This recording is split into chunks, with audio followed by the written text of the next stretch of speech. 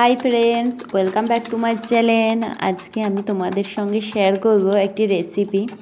তো সন্ধ্যাবেলায় এমনকি সকালবেলায় নাস্তার সঙ্গে তোমরা এই রেসিপিটি বানিয়ে খেতে পারো।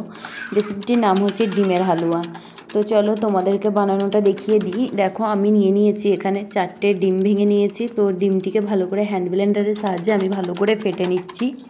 তোমরা এভাবে ডিম তোমাদের যটা ইচ্ছা নিতে পারো, নেওয়ার পরে ভালো করে ফেটে নিতে হবে। তো তোমরাও চাইলে খুব সহজ আর খুব কম টাইমে বানিয়ে নেবে ডিমের হালুয়া। তো দেখো, আমি নিয়ে নিয়েছি এখানে 500 পরিমাণ দুধ। কিছুটুকু গরম করে রাখা ছিল দুধ, সেই দুধটা ঢেলে দিলাম। আর আমি নিয়ে নিয়েছি আরেকটা প্যাকেট দুধ, যেহেতু আরেকটু সামান্য লাগবে ডিম ফাটার মধ্যে দুধ, সেই জন্য আমি নিয়ে নেব। তোমরা চাইলে গরম করেও নিতে পারো। তো তোমরা জায়গাটা আর একটু বড় নেবে, যেহেতু আমার ফাটতে একটু অসুবিধা হচ্ছে, তবুও আমি এতেই ফেটে নেব। তো হালকা করে আমি ফাটছি। তো চলো তোমাদের সঙ্গে একটু ফাটতে ফাটতে গল্প করা যাক। তোমরা সবাই কেমন আছো ফ্রেন্ডস? আশা করি সবাই খুবই ভালো আছো, সুস্থ আছো।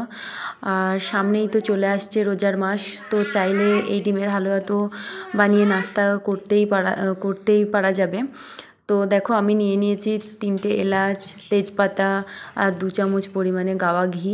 তো আমি এগুলিকে একটু ভেজে নেব। ভেজে নেওয়ার পরে ফেটে রাখা দুধ আর ডিমটিকে ঢেলে দেবো।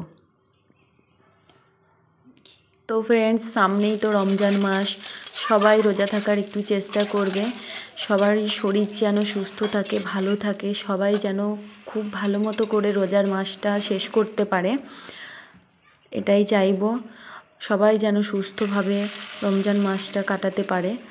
আর সবারই জন্যই এরকমই দোয়া করতে থেকো সবাই রমজান মাসে।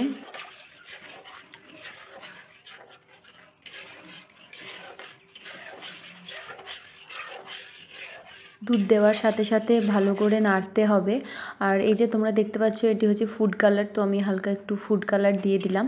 তারপরে দুধের সাথে ভালো করে, ডিম আর দুধের সাথে ভালো করে মিশিয়ে নিচ্ছি। তো একটু গ্যাসের ফ্লেম হাইয়ে রেখে একটু ভালো করে নেড়ে দিতে হবে। নাড়া বন্ধ করা হবে না, বারবার নাড়তে হবে, তবেই মিহিদানার মতো ছোট ছোট দানা বাঁধবে।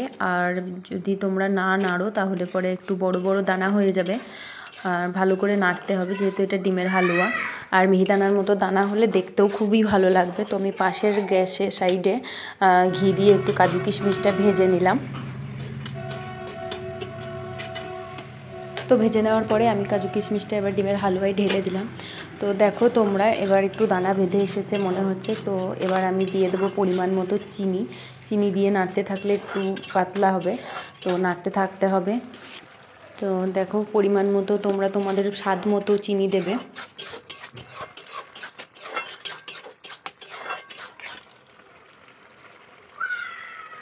তো ফ্রেন্ডস, দেখতেই পাচ্ছ কত সুন্দর হয়েছে ডিমের হালুয়া। কালারও খুব সুন্দর এসেছে। চাইলে তোমরাও বানিয়ে নিতে পারো এরকম ডিমের হালুয়া।